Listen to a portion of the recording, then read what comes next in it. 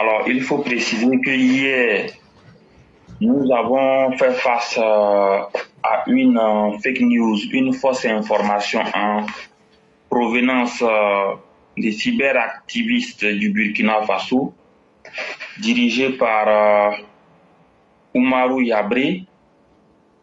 En réalité, Oumarou Yabré, c'est lui le patron du renseignement burkinabé qui est proche d'Ibrahim Traoré.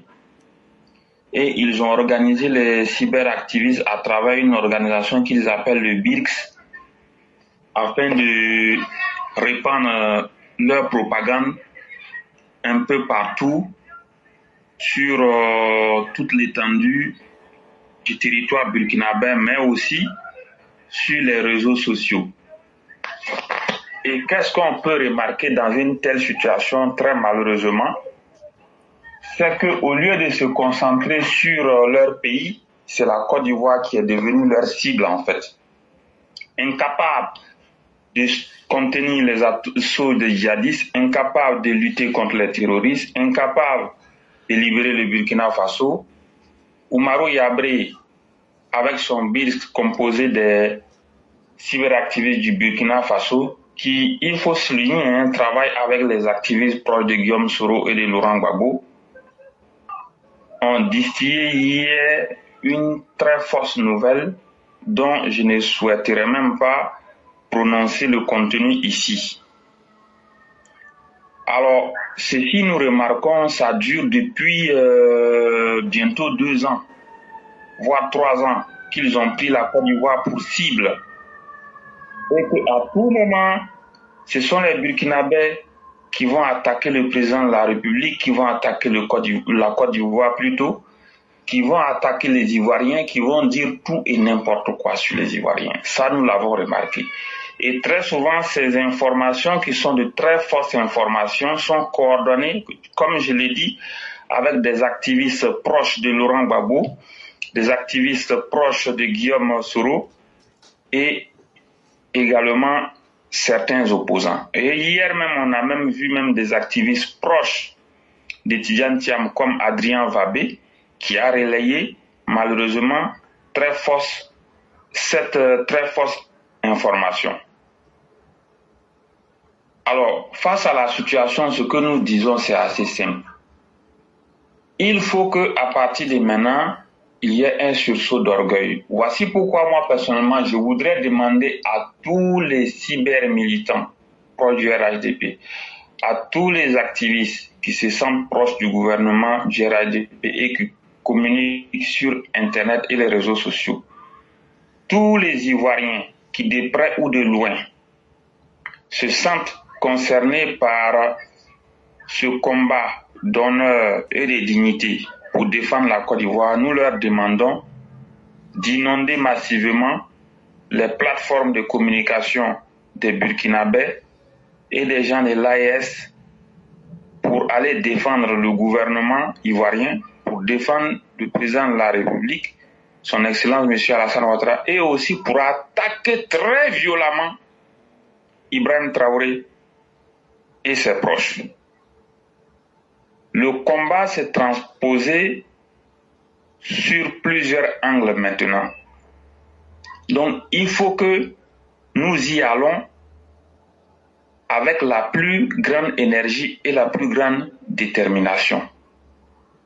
C'est un combat de dignité, c'est un combat d'honneur.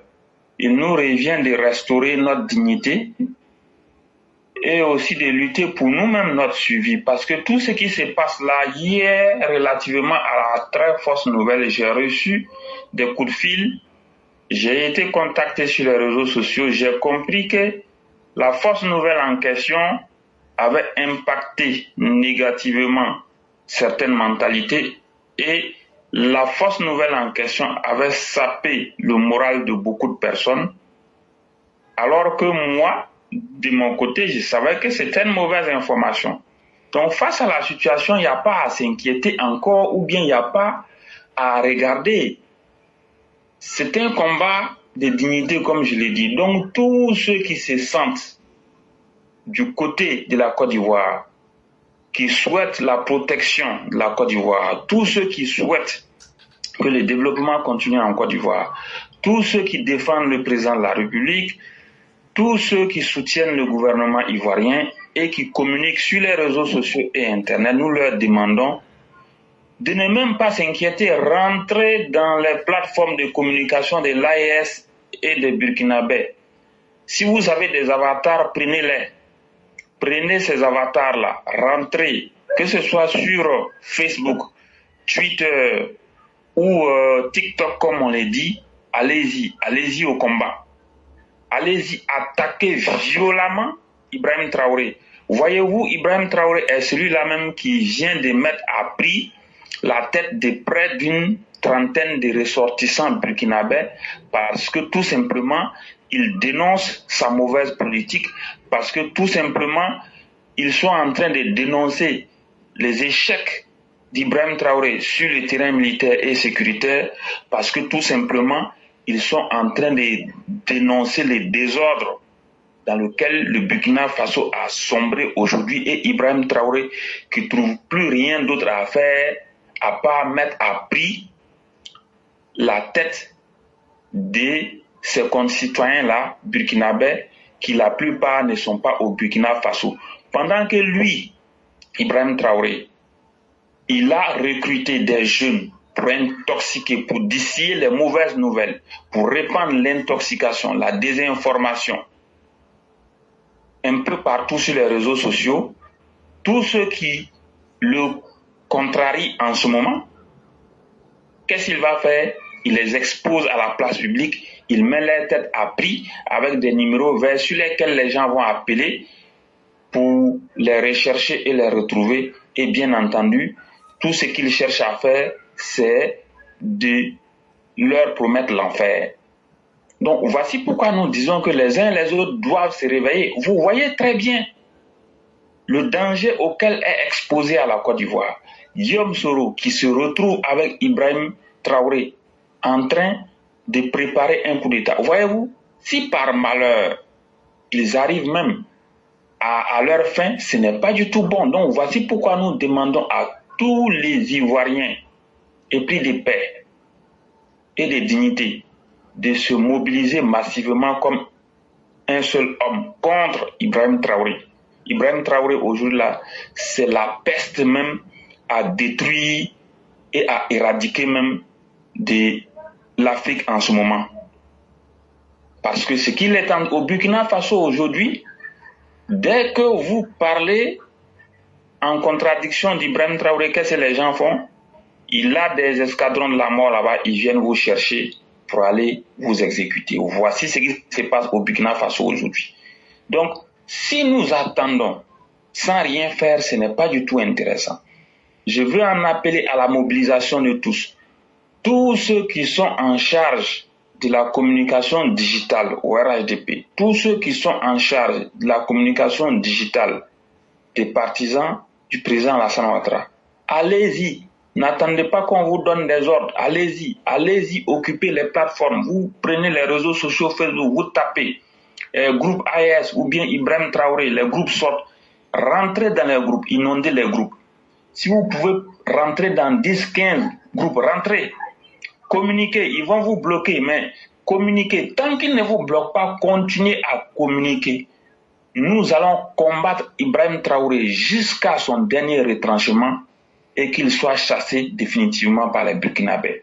Sinon, le danger auquel les Burkinabés sont soumis en ce moment, c'est un enfer qui ne dit pas son nom. Et vous voyez bien du côté de la Tapoa, dans l'est du Burkina Faso, il y a eu des massacres. Donc là-bas, les gens sont en train de se mobiliser contre Ibrahim Traoré. Les Peuls aujourd'hui, compte tenu du génocide qui est en cours en ce moment même au Burkina Faso, les Peuls sont en train de s'organiser contre Ibrahim Traoré pour le mettre hors état de nuire. Parce que ce qui est en train de se passer en ce moment même où nous parlons au Burkina Faso, c'est que Ibrahim Traoré, qu'est-ce qu'il fait? Il agresse les communautés Peuls, il vole les bétails, il tue les communautés Peuls, et vous pensez que ça va rester comme ça sans réaction? Nous demandons à toutes les communautés du Burkina Faso qui se sentent victimes d'Ibrahim Traoré de se mobiliser vigoureusement contre cet individu-là pour le chasser définitivement du pouvoir, ce sera maintenant à la guerre comme à la guerre, jusqu'à ce que Ibrahim Traoré quitte définitivement le Burkina Faso et qu'il soit chassé du pouvoir.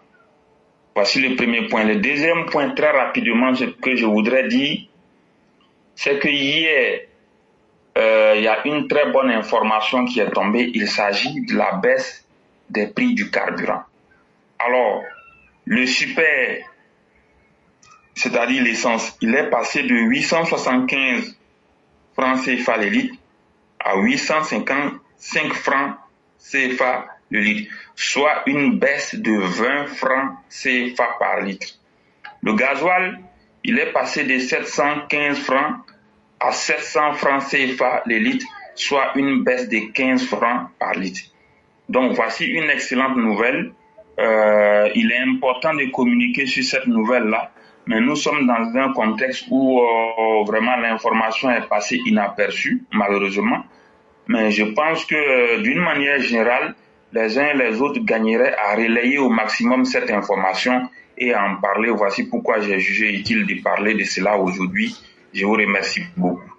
Merci infiniment, Sundiata le Conquérant. Merci pour tout ce que vous avez dit. Effectivement, l'information vaut son pesant d'or parce que quand il y a des augmentations, les populations sont informées, mais quand il y a des diminutions des prix, c'est une information même que les gens veulent cacher pour toujours continuer à abuser de la population. Et c'est aux gens, comme nous autres, d'informer les gens pour qu'eux-mêmes puissent se saisir de ce pouvoir-là. Parce que si on n'informe pas les gens, ceux qui sont dans les stations, il y a certainement qui vont toujours continuer à pratiquer les anciens prix. Mais à partir du moment où vous savez, vous devez être capable de vous battre. Vous dire, mais pourquoi le prix n'a pas changé chez vous? Et vous appelez le 1343, le ministère du Commerce, pour essayer de lutter contre ces individus véreux. En ce qui concerne le Burkina, je crois qu'aujourd'hui, le Burkina est devenu une misère pas parce que les Burkinabés sont devenus une misère, mais le Burkina lui-même en tant que pays. Parce que quand on a des dirigeants sans objectif, leur seul objectif, laissez-moi au pouvoir, c'est tout. Mais tout naturellement, on va mettre les populations en palabre ou bien on va choisir des ennemis. C'est exactement les mêmes choses que Laurent Gbagbo faisait. Et aujourd'hui, regardez ceux aujourd'hui qui sont les collaborateurs d'Ibrahim Traoré en dehors du Burkina Faso. Puisque à l'intérieur du Burkina Faso, c'est lui et sa clique. Donc, quelqu'un ne peut pas soi-même se conseiller. Mais les collaborateurs qu'ils ont comme la Russie, comme Soro Guillaume, comme Laurent Gbagbo, vous pensez que ces gens-là sont des modèles? Pas du tout. Et donc, ça me rappelle un peu le modèle de Laurent Gbagbo qui avait ciblé les populations du Nord et les musulmans comme des ennemis. Aujourd'hui, parce que sachant qu'il ne peut pas travailler, Ibrahim Kaka fait la même chose aujourd'hui. Le génocide, il y a un génocide des peuples au Burkina qui est en train de se passer en ce moment où nous vous parlons. Et ce n'est pas juste.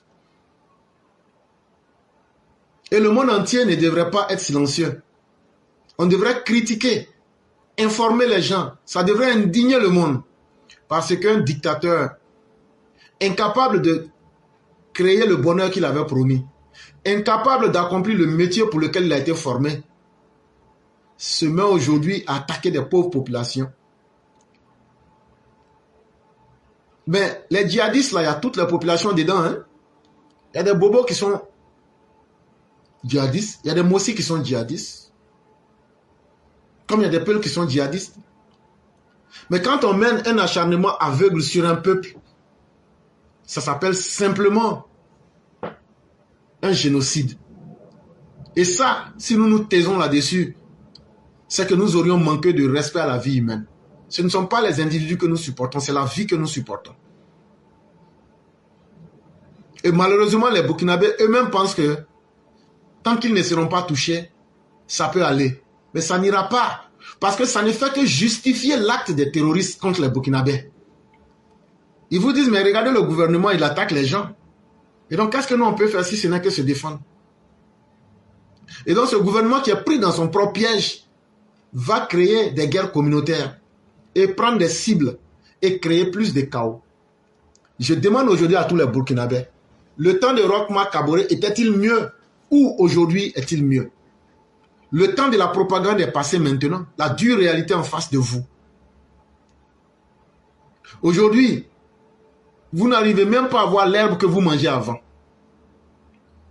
Aujourd'hui, ce sont des mains humaines qui sont mangées.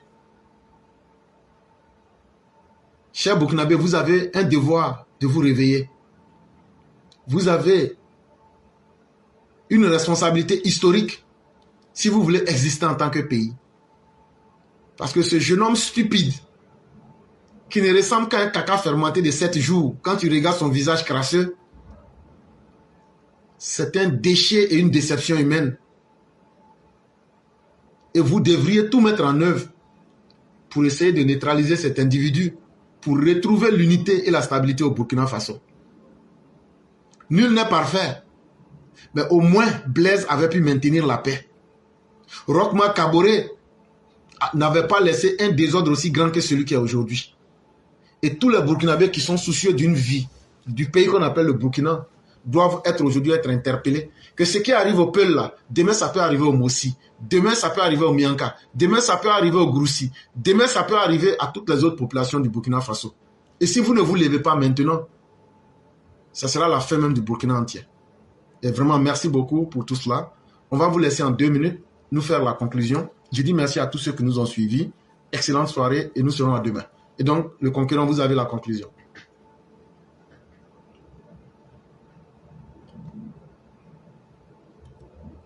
Ivoiriens épris de paix, de dignité et d'honneur, de se mobiliser comme un seul homme pour défendre la Côte d'Ivoire, pour soutenir le développement en cours. Ibrahim Traoré alias Ibé Kakao, Oumarou Yabri, le chef du renseignement burkinabé proche d'Ibrahim Traoré, avec leur bande de voyous, ils ont tous décidé de déstabiliser la Côte d'Ivoire. Comme ils n'y parviennent pas militairement, et il faut préciser qu'ils ont décidé cela en complicité avec Guillaume Soro et Laurent Gbagbo. Comme Ibrahim Traoré, Guillaume Soro et Laurent Gbagbo, avec leur bande de voyous, n'y parviennent pas, pour le moment, ils essaient à travers les fausses informations sur les réseaux sociaux. Fort de cela, les Ivoiriens ne doivent pas rester les bras croisés. Nous demandons avec insistance à tous les Ivoiriens épris de paix, de dignité et d'honneur d'aller intégrer massivement toutes les plateformes de communication numérique de l'AES et des Burkinabés pour enclencher la riposte, la contre-attaque, pour agresser au maximum Ibrahim Traoré et pour faire en sorte que celui-ci soit définitivement chassé du pouvoir pour que le Burkina Faso retrouve la liberté. Sur ce, je vous remercie. Excellente soirée à tout le monde. Demain, un autre jour.